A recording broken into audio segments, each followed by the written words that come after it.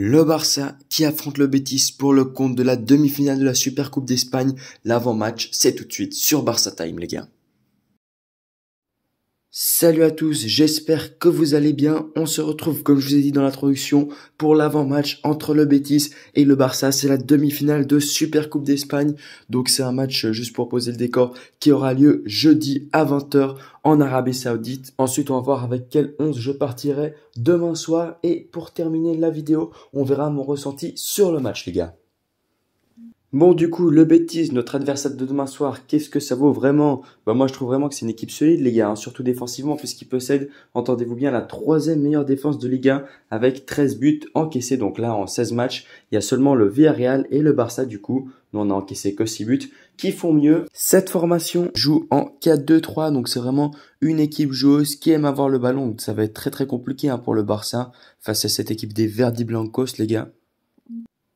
On peut encore parler de leur forme actuelle, donc sur les 5 derniers matchs, c'est on va dire des résultats en dents de scie parce qu'ils ont que 2 victoires, 2 matchs nuls et une défaite. Certes, la défaite, c'était contre Valence où ils avaient perdu 3-0, mais il y avait justement un carton rouge qui leur avait fait tout simplement perdre le fil du match et ils avaient aussi beaucoup d'absents. Alors de ce match, il y avait notamment Fekir, si je me rappelle bien, Juanmi et encore Borja Iglesias, leur attaquant. Donc ça faisait un petit peu beaucoup pour eux pour ce match. C'est pour ça qu'ils ont perdu avec un score aussi large. Mais sinon, dans l'ensemble, je trouve assez bien le Betis personnellement.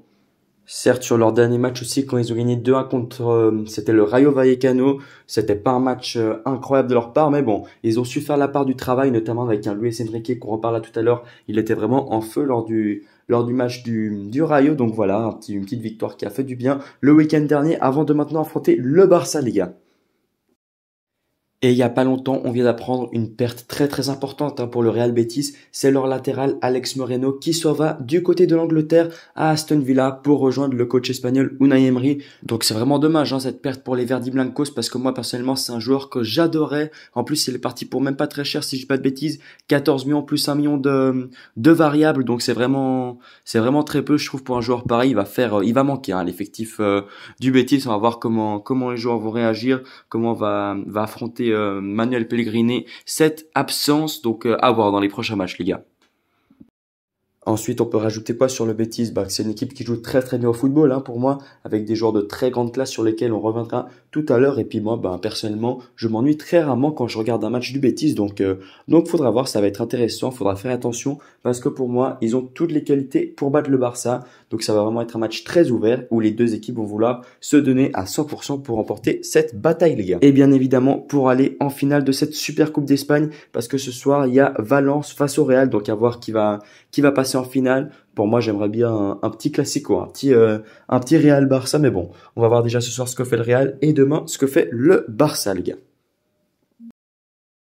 Pour revenir sur la conférence de presse, les gars, ils ont commencé avec le cas Memphis. Ils sont un petit peu saoulants, on va dire, avec ce cas-là. Donc Xavi, il a dit qu'il savait rien là-dessus, qu'il n'y aurait pas de nouveautés, ou en tout cas, il ne souhaite pas de nouveautés dans l'équipe. Donc au moins, il a été clair là-dessus. Ensuite, Xavi, en analysant de bêtises, il a relevé que les Verdi Blanco, ils aimaient vraiment avoir la possession du ballon, que c'était une équipe assez offensive et qu'ils ont des joueurs comme Borja Iglesias ou Nabil Fekir même, qui sont très techniques, donc ça va être compliqué. Et que le Barça, ils auront de la peine et beaucoup de travail à faire justement pour leur voler le ballon et tout ça. Donc ça va vraiment être une belle bataille à ce niveau-là selon lui.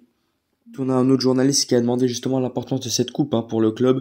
Et oui, Xavi, il a dit qu'il avait envie de la gagner, surtout que depuis, je sais pas si vous vous souvenez, mais il y a une nouvelle formule qui a été instaurée. Et le Barça ne l'a jamais gagné avec cette nouvelle formule. Donc c'est l'occasion cette année pour gagner cette super coupe, les gars.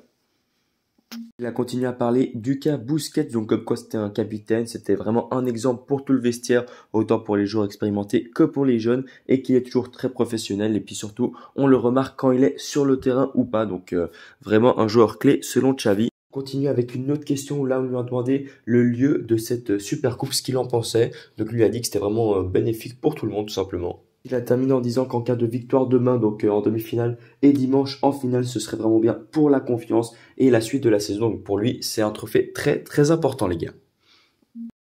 Et mon 11 de départ, les gars, pour demain, je partirai en 4-3-3 avec Ter Stegen dans les cages. Sur le côté gauche, le retour de Jordi Alba qui n'avait pas pu jouer contre l'Atlético, pas justement, il avait eu un carton rouge. Ensuite, une charnière centrale, avec Christensen et Araujo. Christensen qui a fait un très très bon match contre contre l'Atlético et Araujo qui nous a tout simplement sauvé un but à la 94e minute là sur la frappe de Griezmann. Donc cette charnière, on la touche pas. Sur le côté droit, je partirai avec du Alejandro Balde, un milieu de terrain avec Gavi, Frenkie et Pedri, hein, donc tous les trois qui ont fait un très très bon match. D'ailleurs, Gavi, il a été nommé MVP du match face à l'Atlético. Frenkie qui avait fait un excellent match aussi et Pedri qui avait fait justement ce solo pour faire la passe à Gavi et ensuite Gavi qui l'a mise pour Ousmane pour faire le but. Donc c'était vraiment fantastique cette percée de Pedri, franchement j'ai apprécié. Et devant je partirai avec du Rafinha à gauche, Lewandowski en pointe puisqu'il n'était pas là contre l'Espagnol, on le rappelle, il avait eu une sanction, un carton rouge.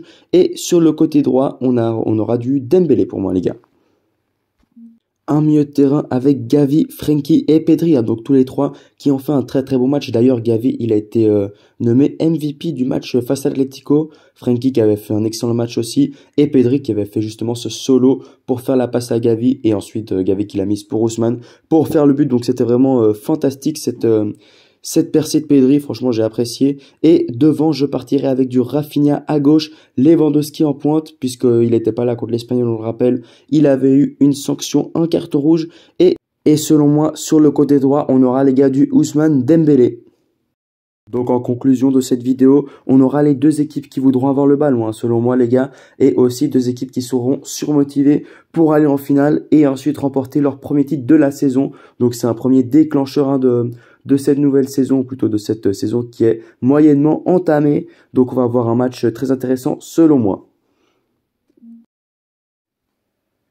Donc cette formation du Betis, ils ont deux joueurs très très bons, hein, notamment l'avant-garde avec, on peut parler de Sergio Canales, Nabil Fekir, Luis Enrique qui a fait un excellent match face au Rayo Vallecano ou encore Borja Iglesias. Donc vraiment cette avant-garde qui sait très très bien combiner ensemble, ils savent jouer ensemble et ça va être très compliqué hein, pour la défense du Barça. Mais bon, il va falloir être solide et puis on va les attendre quoi les gars.